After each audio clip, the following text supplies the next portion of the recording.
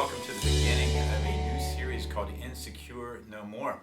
I'm Pastor Tim, and this is our study guide for this first message. In the first message, we look at the beginning of insecurity and where that came from. And we remember that it all came from a huge lie.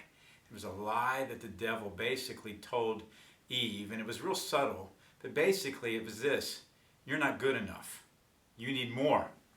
And so Eve and Adam swallowed the lie, and that was where insecurity was birthed. Remember, they were in the garden originally, naked and unashamed, in full relationship with one another, in full relationship with God, feeling totally adequate until Satan got them to believe the lie that they needed more.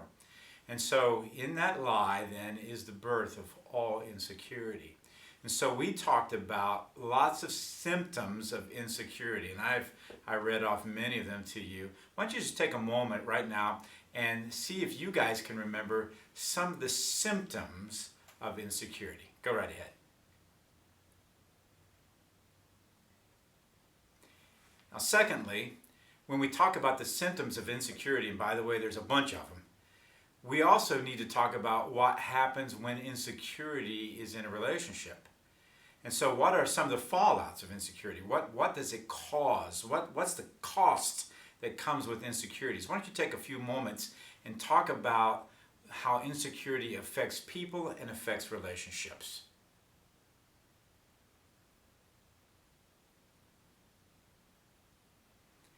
Now, thirdly, we're also thinking about the lies that we now believe that cause us to be insecure. We find that really as children, we hear things. We hear what other people say about us. And we take those things and they form our hearts. They form our opinions about ourselves. And so if we hear our parents talking about somebody that they think is fat and later on in life we're overweight, it causes us to feel bad about ourselves.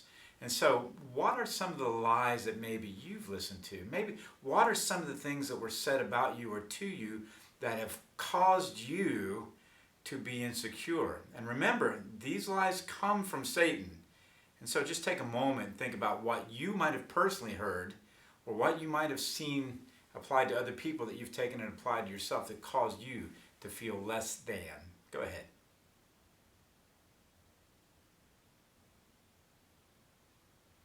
And while we're on the subject of lies, we also need to be highly careful about what we say to other people that might cause hurt to them.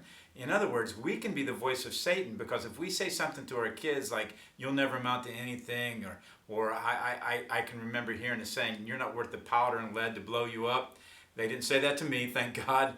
But if we say things like that to our kids, or we say things like that to other people, or when we're in an argument with our spouse and we say things that are personal attacks that attack their worth, we are the voice of Satan. Can you think about things that you regret saying that you want to make sure that you don't repeat anymore?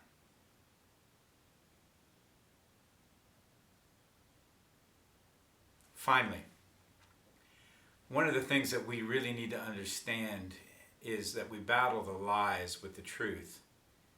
And so the psalmist says in Psalm 139, I will praise you, for I am fearfully and wonderfully made. As we move through this series, we're going to be talking about how to recognize these lies. We're going to look at how God made us, how He redeemed us, how in Him there is no condemnation. And so, as we're moving forward, just ask yourself one final question. What is it I hope to learn as we go through these series? What is it I need to overcome? And maybe you'll just write that down right now yourself. Are there areas of insecurity in your life that you need to overcome? And have you caused insecurity in other people that you need to go back, repent of, and reinforce the truth? Thank you so much for joining me for this study guide today. God bless.